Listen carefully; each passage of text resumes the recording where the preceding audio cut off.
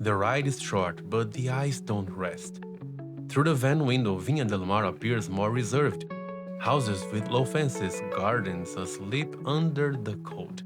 Leafless trees like vegetal skeletons outlined against the pale sky. Winter here isn't white, it's beige, gray, ochre. And it has its own beauty. A quiet beauty suspended, as if time itself had slowed down. For 30 seconds, we are just passengers and landscape. No talking, just watching. The van's motion, reflections on the glass, midday light streaming across the facades. A neighborhood like so many others, and yet there's something in the air, as if the city were preparing to unveil a secret. The van slows down, pulls over. We step out. It's the kind of sidewalk you would pass without noticing, if not for where it leads you. In just a few steps, we are walking toward the museum. Museum Funk is modest, white, doors closed, but out front, in the garden, something calls to us. We don't see it clearly yet, but we know it's there, still, waiting, watching. The camera follows the walk, the sound of footsteps, muffled conversation. The guide ahead, and then, finally, we come face to face with it. A Moai, standing beneath Viña's sky as if nothing had happened over the last 1,000 years, and if still resting on a Rapa Nui hillside, staring out at the Pacific. No glass, no pedestal, just there, raw, and for a few seconds, time seems to stop with it. The guide starts explaining. This Moai came from Easter Island in 1951, one of only 3 now on the Chilean mainland. One is in Santiago, the third in La Serena, that's it. And this one stands here in Viña del Mar.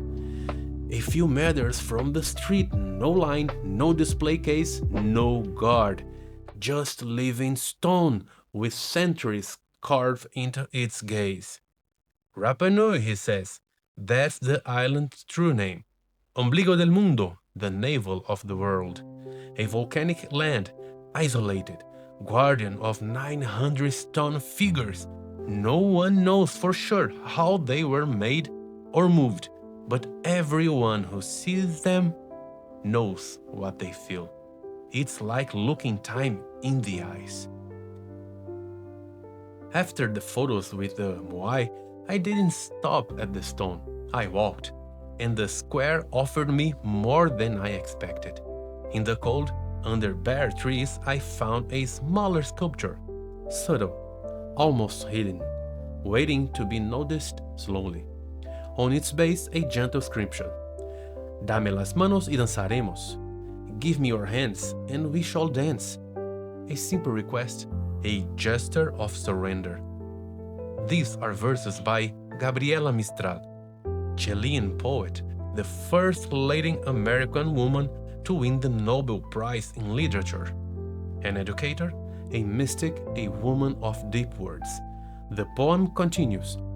Piececitos de niños azuloso de frío, como os ven y no os cubren, Dios mío. Little feet of children, blue with cold. How can they see you and not cover you, my God? It's not just beautiful, it's urgent. Mistral wrote about childhood with the force of prayer and protest. These verses demand that we look at abandonment and feel ashamed by it.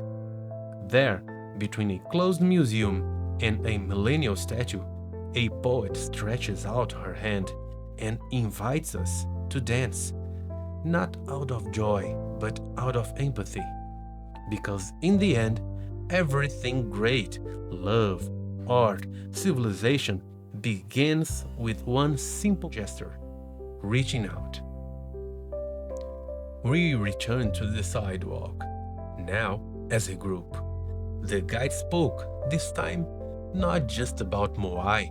He spoke of the climate, of earthquakes, of tsunamis. of how Chile had learned to respect the land that shakes. After each tragedy, the country changed, he said. The homes, the habits, the evacuation routes. Here you learn from the shock, and you don't forget the lesson. And between one sentence and the next, the city kept moving around us. Viña was alive, but for a few minutes, all that mattered was there, in that circle, that voice, that ancient stone. Time was short, but the moment long. We returned to the van. Next stop, Viña del Mar's beach. But before leaving, I looked once more at the Moai.